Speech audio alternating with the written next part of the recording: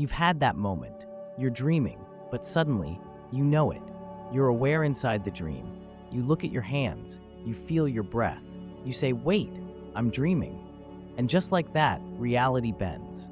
This is lucid dreaming, the rare state where your body sleeps, but your mind awakens inside the dream. In this video, we'll break it down, not just what lucid dreaming is, but why it matters, and how learning to wake up inside the dream might just help you wake up in your life. First, what is lucid dreaming? It is the state of becoming conscious while you are dreaming. Unlike regular dreams, where you passively experience whatever unfolds, lucid dreams allow you to realize that you're dreaming, and once you know, the dream becomes yours to shape. This isn't just about control, it's about awareness. In a lucid dream, you are both the dreamer and the witness. You can choose your actions, shift your environment, and even interact with dream characters intentionally. It's like stepping into your own subconscious with a flashlight. Studies show that lucid dreaming activates parts of the brain normally inactive during sleep, especially the prefrontal cortex, linked to self-awareness and critical thinking. It's a waking mind in a sleeping world. But why does lucid dreaming feel so real? One of the most fascinating parts of lucid dreams is how vivid they are. Colors are brighter, sensations sharper, emotions deeper. Many people describe lucid dreams as more real than real life.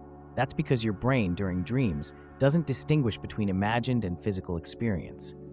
The same neural pathways light up when you fly in a lucid dream, as they would if you actually soared through the sky. In essence, your body believes it. This is why lucid dreaming can become more than just a playground. It can become a space for emotional healing, confidence building, and even facing fears in a safely controlled space. Lucid dreaming isn't new. Indigenous cultures, Tibetan monks, and ancient mystics have worked with dreams for centuries.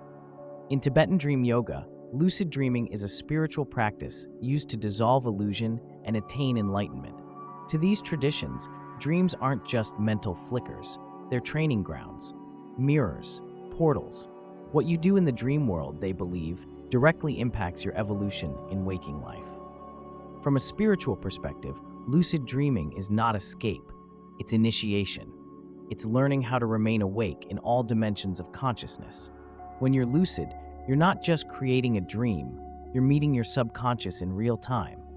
Every image, character, or situation is a fragment of your inner world speaking through symbol. That shadowy figure? It might be a repressed fear. That glowing landscape? A reflection of your desires. That conversation with a stranger?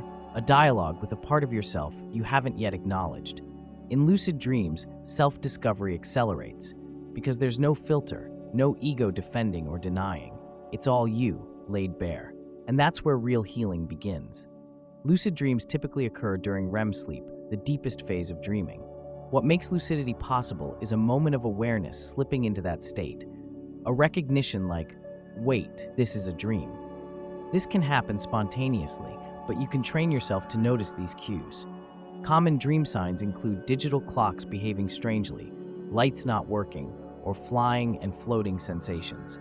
The key is becoming aware within the familiar and questioning what you usually accept. Lucidity isn't about controlling the dream, it's about waking up inside it. And with practice, that moment of awakening becomes more common, more stable, and more transformational. So how you can start lucid dreaming? Lucid dreaming can be learned. One powerful method is reality checks. Throughout the day, you pause and ask, am I dreaming? Look at your hands. Try to push a finger through your palm. Eventually, this habit carries into your dreams. Another technique is mild, that is mnemonic induction of lucid dreams, where you repeat a phrase like, I will realize I'm dreaming before bed. And then there's WBTB, which is wake back to bed, where you wake up after 5 to 6 hours of sleep, stay awake briefly, then return to sleep focused on lucidity. Journaling your dreams every morning also sharpens memory and trains your mind to pay attention. The more you notice your dreams, the more you remember them. And what you remember, you can begin to control. There is immense power in lucid dreaming. Lucid dreams allow you to meet your emotions directly. You can face a fear and realize it can't hurt you. You can speak to a lost loved one and say what was never said. You can experience joy, clarity, or closure, all inside a space your heart created. This makes lucid dreaming not just fascinating, but deeply therapeutic. PTSD patients have used it to rewrite nightmares. Creatives have used it to unlock vision. Healers have used it to speak to parts of the psyche that won't surface in waking life. When you heal in a lucid dream, you heal in waking life too, because your nervous system doesn't distinguish between real and vivid. The release is real. The courage is real. The shift is real. Time in lucid dreams is strange. Minutes can stretch into hours. A moment can contain a lifetime.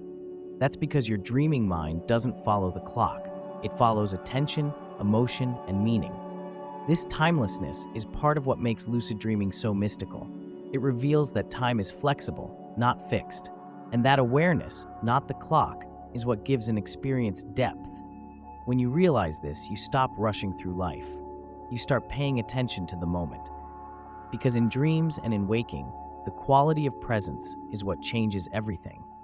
To become lucid in a dream is to become conscious in the unconscious. And that's exactly what spiritual awakening is, waking up in the middle of a life you once sleepwalked through. Lucid dreaming trains you to ask, am I aware right now? That same question becomes a doorway in waking life.